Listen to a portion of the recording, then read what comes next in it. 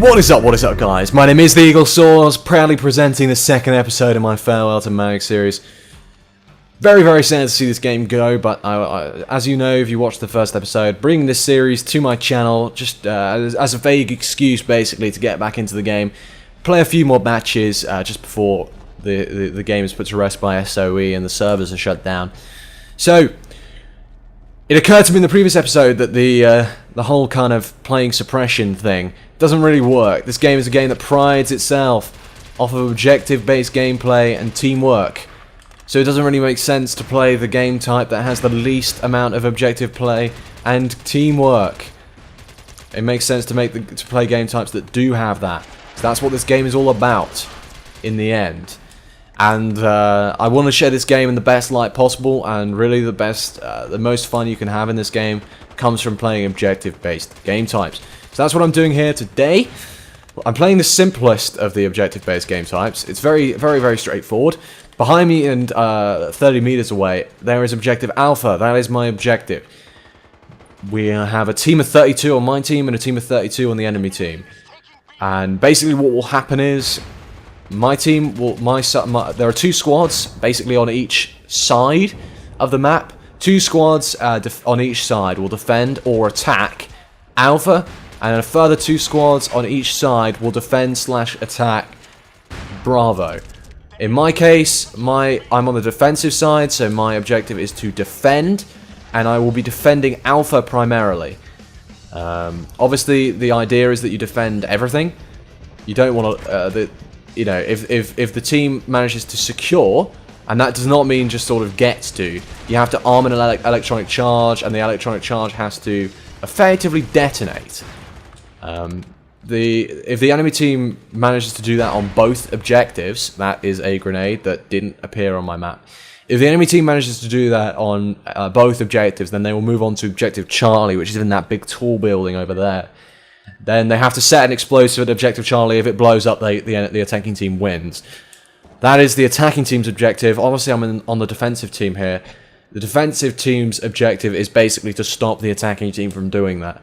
And the first port of call of that job is to hold A and stop the enemy team from getting anywhere near it so they can't secure it.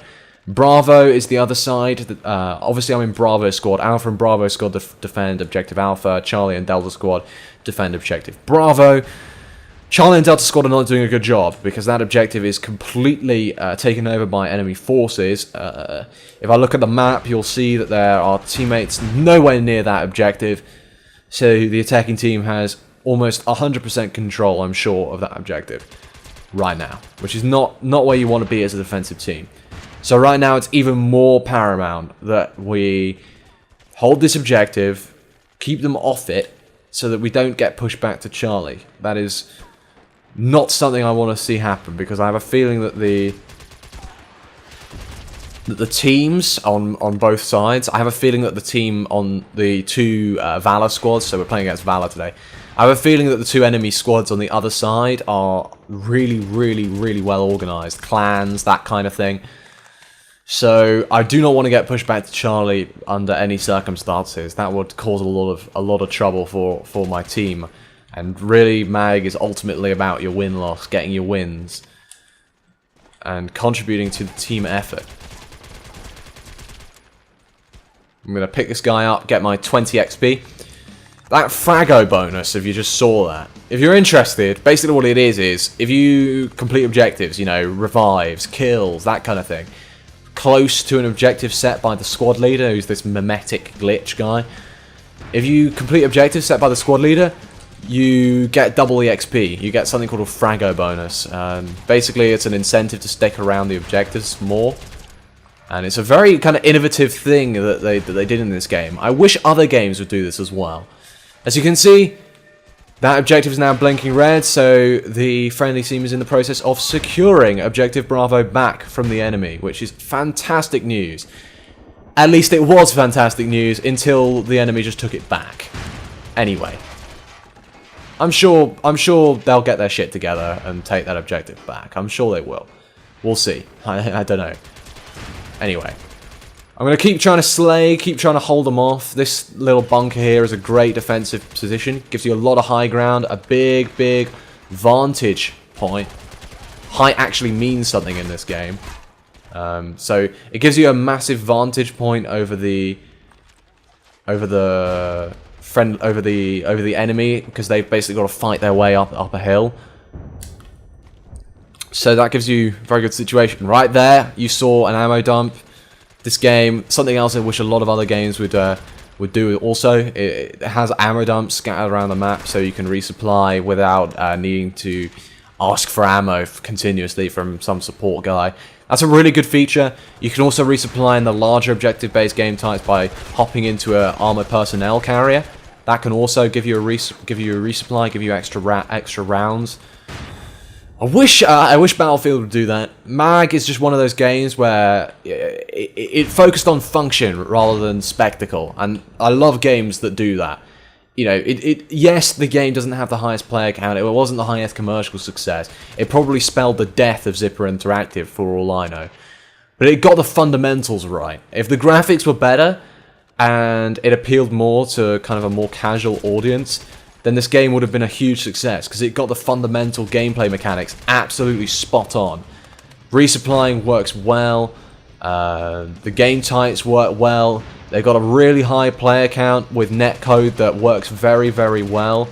Normally, admittedly, it's not as reliable as it should be, and you do get lag spikes and that kind of thing, quite understandably so, I think, considering this game is 256 players and at a minimum is 32 versus 32, and it came out back in... Oh, when did it come out? It came out in 2010, so it came out quite some time ago. And they're going to start rushing me, I'm sure. Not happy. I don't want to get rushed. Anyway. It got the fundamentals right. The gunplay works fantastically well. The ammo dumps, you know, the way that resupplying works, the way that the netcode works. It got the fundamentals spot on. It's just it didn't really have the spectacle behind it to really carry it in marketing and that kind of thing. There's a lot of grenades up here, and I got taken out. That's unfortunate. So let me talk about my loadout for a second, because I know a lot of people will be wanting to hear about that, especially if you watched the first episode. In the first episode of this, when I was doing a post-commentary over this, rather than a live commentary as I'm doing right here, right now, I spoke a lot about how I always used SMGs. I don't always use SMGs, but I use SMGs for the majority of the time because of their lightweight. During my time as a MAG player, I've always been a kind of electronics specialist. Hang on a second, I do not want them to take this base. By any means. Come on, guys, let's push up. Push in, let's go.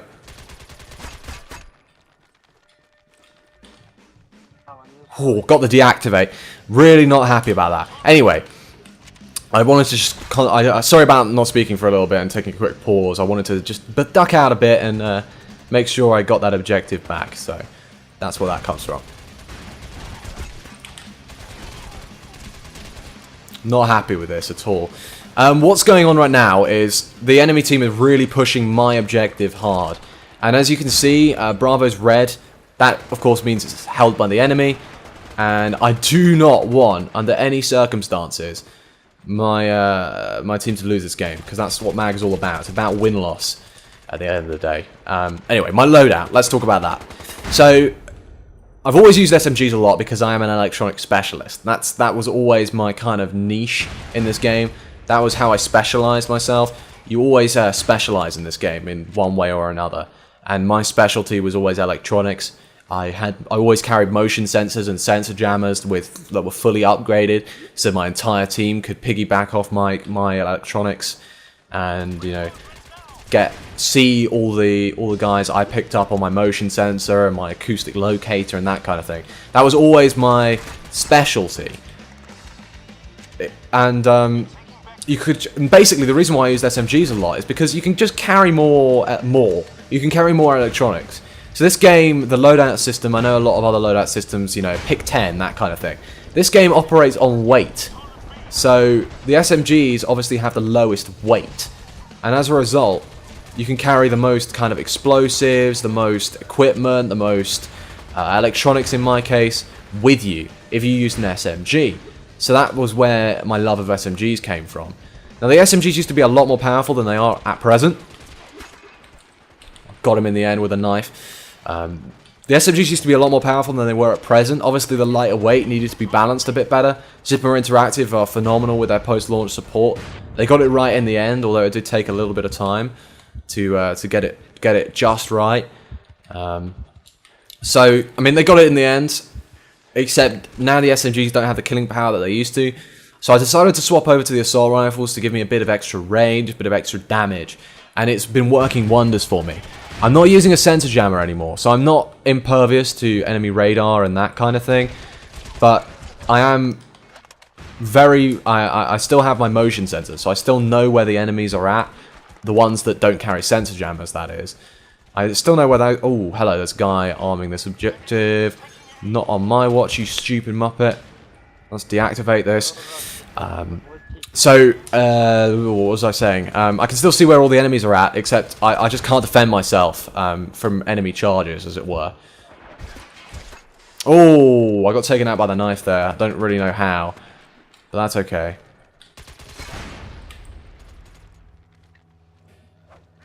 Got team killed by a friendly claymore. Anyway, moving swiftly on from that one, because that got slightly hectic.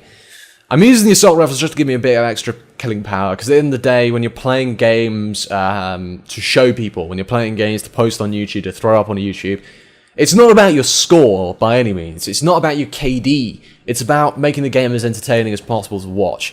And in a first-person shooter, that means getting into as much action as possible. You know, whether you win or lose gunfights is not really important to a viewer.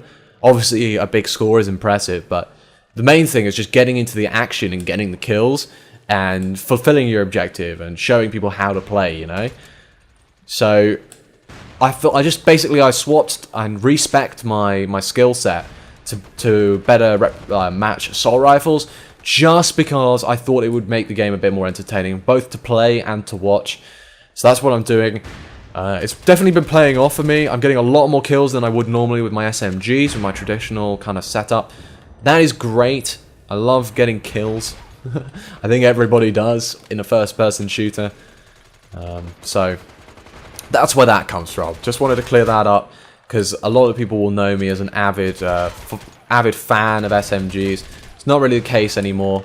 I think the SMGs have been nerfed such that they're balanced, but they're not good if you're going for sort of high kill games and Grim Reaper ribbons, which are the ribbons you get for getting 35 kills in a round, you know, that kind of thing. It's just not the best anymore. I think the assault rifles suit me just as well if I can use just a motion sensor, especially on defense. You just don't need the sensor jammer anymore. So that's where this comes from. I think it's been working out very well. The extra killing power is serving me well, so yeah, that's pretty good. So I'm going to move on from that. Basically what my strategy is, so let's talk about this map. So this is Darien Networks. This was originally, when the game first came out, maps were locked to a faction. So whoever was defending, that would define what map you played on, because the maps are basically themed. So there's one map on each game mode that has the Raven theme, there's one map on each game mode that has the s.v.e.r theme, and there's one map in each game mode that has the Valor theme in turn.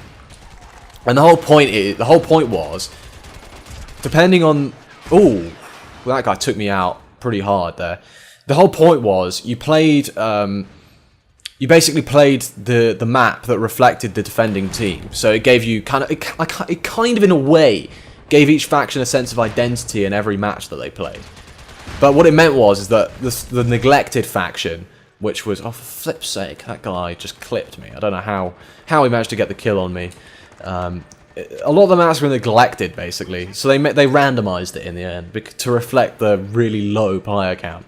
This game did not really meet its forecast, I suspect, and that is unfortunate. That's not good. I'm not happy to see this game flop. It's obviously not a good thing. But the problem is with the low player count. It's because because this game is at heart a massively multiplayer online shooter.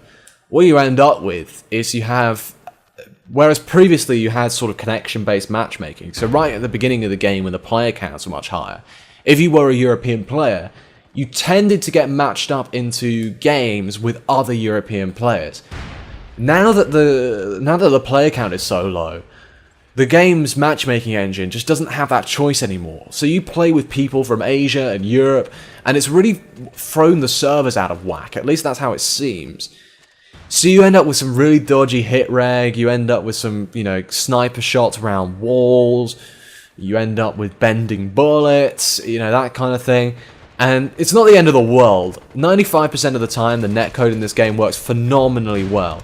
It's just that every so often, whenever you get like shot at by someone who's in a region that's distant from yourself, you get some slightly dodgy hit reg, and I'm afraid that's just part of the game. It just doesn't interpret your position and your shooting properly. Bravo squads are doing quite well actually now.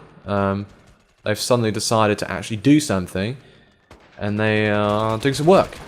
That's always good to see. I don't know how I missed that knife. Got him in the end. So, the connection gets a little bit weird at times. It doesn't do that very often, but it does it sometimes. So you saw that sniper shot earlier where I basically got shot around a wall. That's not a common occurrence as such. Let's just drop down on this guy. Oh, got the assist on him. It's not a common occurrence by any means, but it just happened, and it's kind of a bit frustrating. Obviously, this game, I feel, is a little bit ahead of its time. I would love to see a spiritual successor to this game on the next-gen consoles. You know, like a 256-player, massive military online first-person shooter. You know, that played like mad, like Mag did, that had the teamwork that Mag did, that gave the people what they want. Not really. That brought, you know, that team-based gameplay back with the massive player counts, with better graphics, and the ability to harness better netcode with the better hardware. That's what I want to see. Unfortunately, it doesn't seem like Sony are really going to bring it in that respect. I'd love to see them do it, because I think it would be fantastic for the platform if they managed to do it right. You know, Mag was very close, but it didn't do everything right by any means. I do love the game, but it didn't do everything right at all. Not even in the slightest.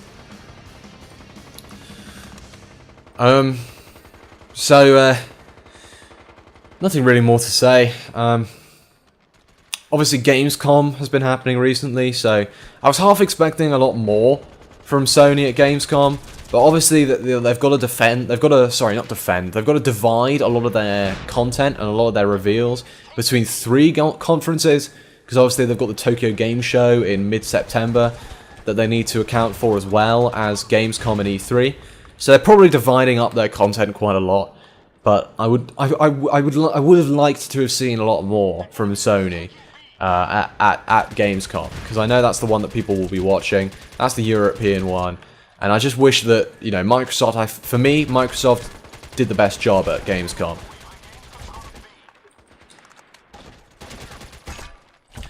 That guy cannot deal with the pace. I've got to run actually. This is not good. That is not good. That is really not good. Oh, I got revived. Sweet. So, for me, Microsoft won it for me. I'm going to go into this in a lot more depth in a Battlefield video at some point. I'm going to talk about Battlefield 4 in the next-gen consoles, that kind of thing. I know a lot of other YouTubers make that video, but I genuinely feel like I have something unique to contribute to the whole thing, so I will do it. Beyond that, you know, I'm a little bit disappointed that we didn't see a lot more. Although, to be fair, I'm expecting maybe some announcements from Naughty Dog's next project, Santa Monica's next project, Media Molecule's next project. You got to remember that those three developers alone are the three highest-rated developers on the PlayStation 4 platform, and all of their projects are as yet unannounced. So, I think there's still more to come from Sony, and I will go into that in another video. I just wanted to touch on that now as we draw to the end of this Sabotage game. I'm doing very well. I've got a 45-9 game going. We've held Alpha very strong throughout the game. As I mentioned earlier, Valor always have very strong teams now that a lot of their vets are coming back and their clans are coming back. Sometimes normally that means you have a tough job on your hands when you're trying to defend a Sabotage map. But in this case, it seems like the clans have all centralized over at Bravo, and we've held this objective very nicely. So that is the end of the game. The game is going to end now. The final score of that one was 45-9. It was a decent live commentary to say the least. Very, very happy with that. I hope you guys enjoyed this gameplay. I got the first place MVP in my platoon. Out of my platoon of 32, I got the highest amount of XP. Not the highest amount of kills, but the highest amount of not the highest amount of kills, but the highest amount of XP overall. So that includes revives and kills and things. So it was a pretty solid gameplay. I hope you enjoyed that as much as I enjoyed playing it. And I will see you guys in the next one. Look at my ribbons. Anyway, did very well, I think. Anyway, I will see you guys in the next one. Take care.